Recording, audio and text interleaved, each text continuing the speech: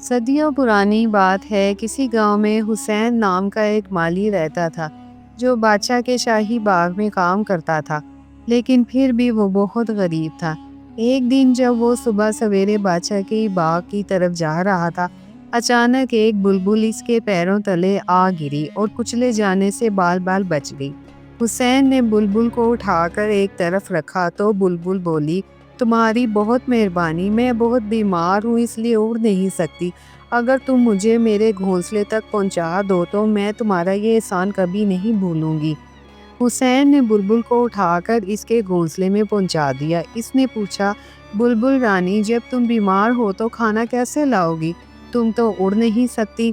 بلبل بولی، ہاں، جب تک میں ٹھیک نہیں ہو جاتی مجھے بھوکا ہی رہنا پڑے گا۔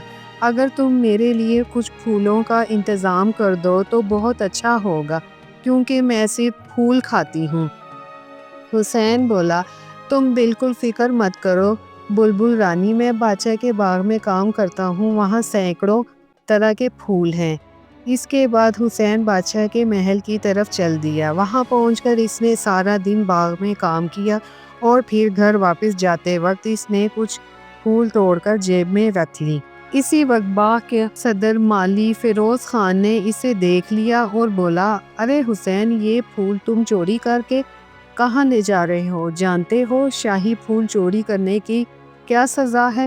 حسین بولا، مجھے معاف کر دیجئے، میں اجازت لینا بھول گیا تھا، دراصل یہ پھول لیکن فیروز خان غصے میں بولا، اپنی بکواس بند کرو، میں تمہیں فوراً سپاہیوں کے حوالے کرتا ہوں۔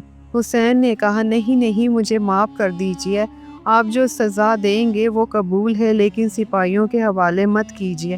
فیروز خان بولا، ٹھیک ہے، میں تمہاری چوری چھپا سکتا ہوں، لیکن ایک شرط ہے، تمہیں ان پھولوں کی قیمت میں ایک چاندی کا سکہ دینا ہوگا۔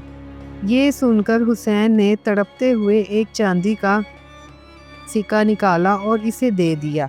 فیروز خان بولا، یہ بات ہمیشہ یاد رکھنا کہ اس کا ذکر کسی سے نہیں کرنا، اور جب بھی پھول لوگے مجھے میرا انعام دیتے رہو گے، ٹھیک ہے نا؟ حسین بولا، ٹھیک ہے حضور، اور اس کے بعد وہ پھول لے کر سیدھا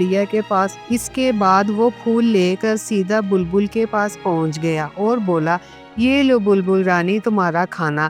اس دن سے حسین روزانہ باغ سے پھول توڑتا، اس کی قیمت صدر مالی کو ادا کرتا اور پھر وہ پھول بلبل رانی تک پہنچا دیتا۔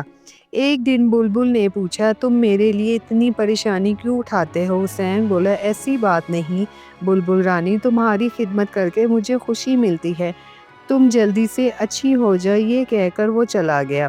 ایک دن شام کے وقت حسین پھول لے کر بلبل کے پاس پہنچا۔ اسے اداس دیکھ کر بلبل بولی، کیا بات ہے حسین، آج تم اداس لگ رہے ہو؟ حسین بولا، بلبل رانی، مجھے دکھ ہے کہ کل شاید میں تمہارے لیے پھول نہ لا سکوں۔ بلبل بولی، ارے حسین، میرے لیے پھول لانے کی اب کوئی ضرورت نہیں، میں بالکل ٹھیک ہو چکی ہوں اور کل سے خود کھانے کا انتظام کر لوں گی، لیکن تم کیوں اداس ہو؟ حسین بولا، بلبل رانی، میں ان پھولوں کی قیمت باغ کے صدر مالی کو دے کر آتا تھا، لیکن اب میرے پاس ایک پائی بھی نہیں بچی۔ یہ کہہ کر حسین نے بلبل کو ساری بات بتا دی۔ سب کچھ جاننے کے بعد بلبل کی آنکھیں نم ہو گئی۔ وہ بولی، حسین، میں نہیں جانتی تھی کہ میرے لیے تمہیں اتنی قربانی دینی پڑ رہی ہے، ورنہ میں یہ ہرگز نہ ہونے دیتی۔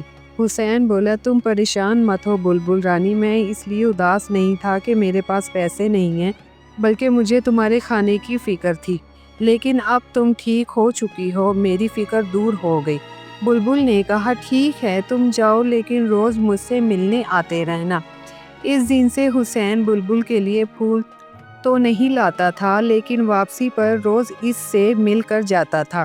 ایک دن جب وہ گھر لوٹ رہا تھا تو اسے بلبل سے ملنے کا خیال نہیں آیا۔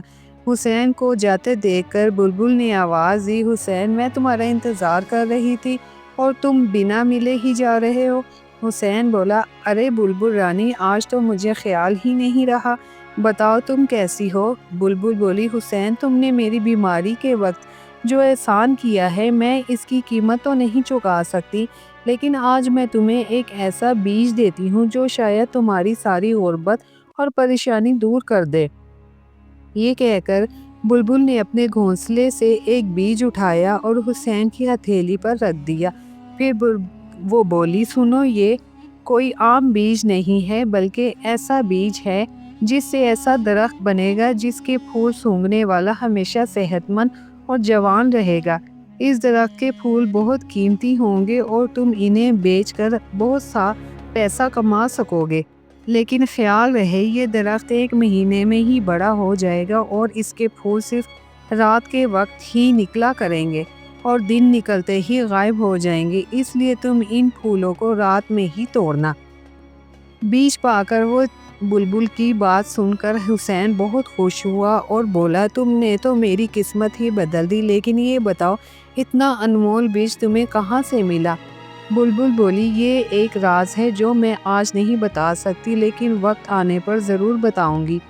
اب تم اس بیج کو لے لو اور اپنی زندگی خوشحال بنا لو۔ حسین نے بلبل کا شکریہ ادا کیا اور وہاں سے چلا گیا۔ وہ سوچنے لگا کہ اس بیج کو کہاں لگائے۔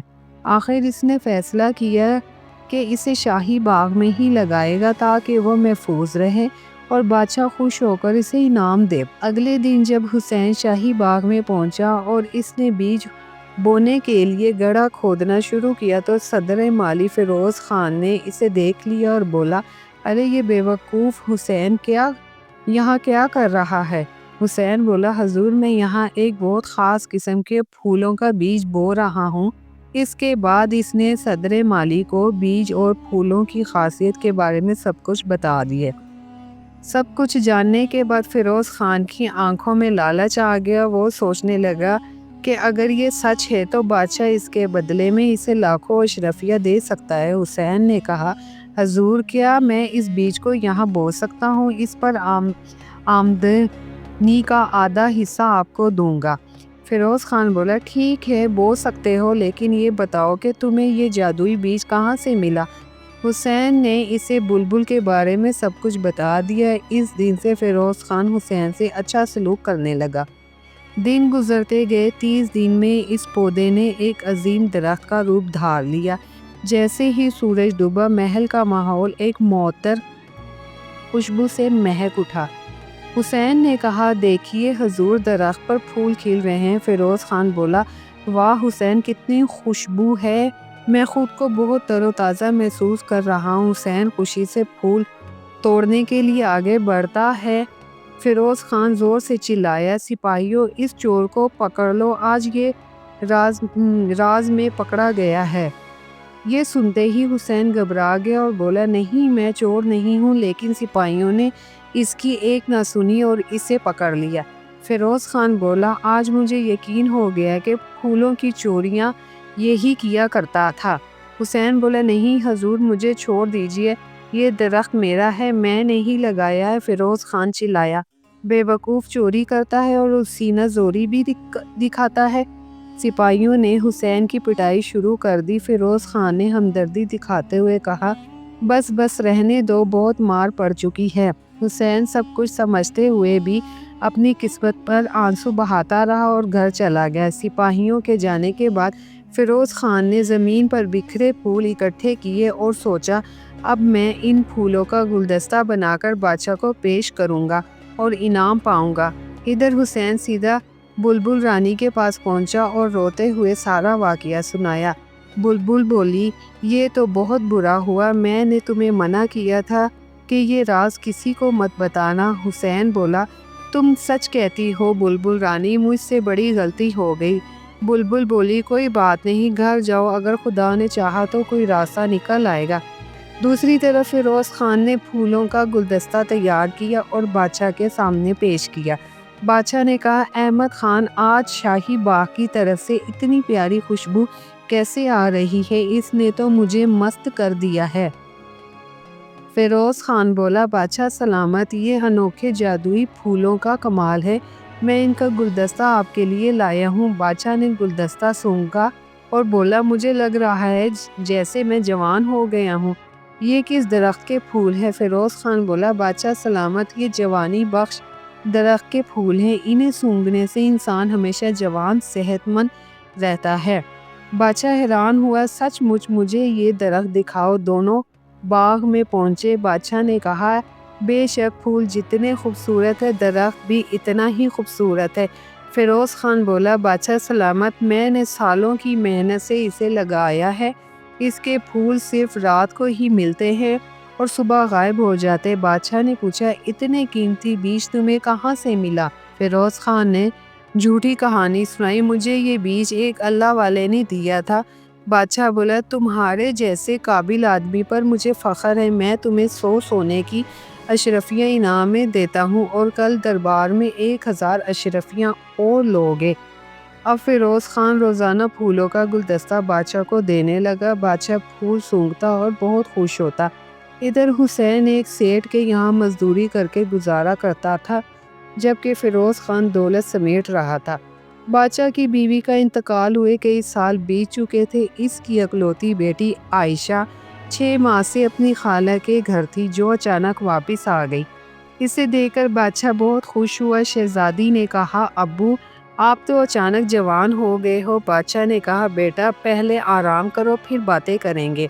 شہزادی جیسے ہی اپنے کمرے میں سوئی، اسے پھولوں کی خوشبو آئی۔ اگلی صبح پورے محل میں ہنگامہ مچ گیا۔ ایک خادمہ دوڑتی ہوئی بادشاہ کے پاس آئی، بادشاہ سلامت ہماری شہزادی شاہی باغ میں پتھر کی مورتی بن گئی ہے۔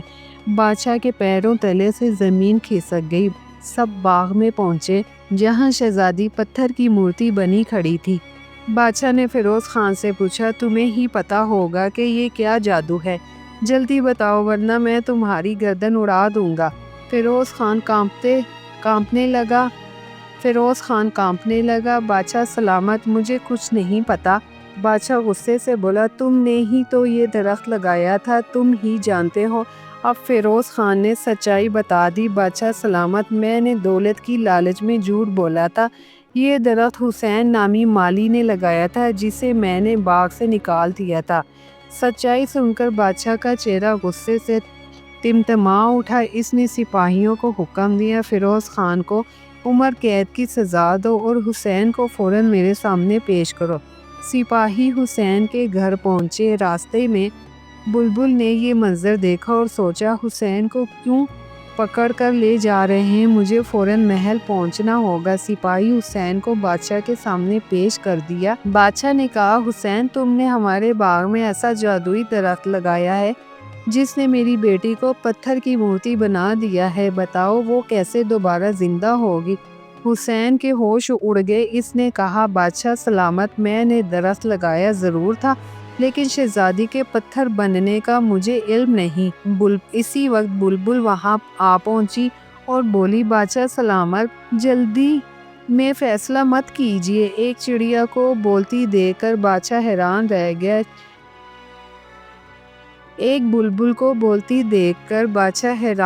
گیا۔ بلبل نے کہا میں سب کچھ جانتی ہوں لیکن اس میں حسین کا کوئی قصور نہیں۔ بلبل نے پوری کہانی سنا دی اور بتایا کہ یہ درخت پریوں کا لگایا ہوا تھا اور شہزادی نے پھول توڑنے کی کوشش کی ہوگی جس سے وہ پتھر کی بن گئی۔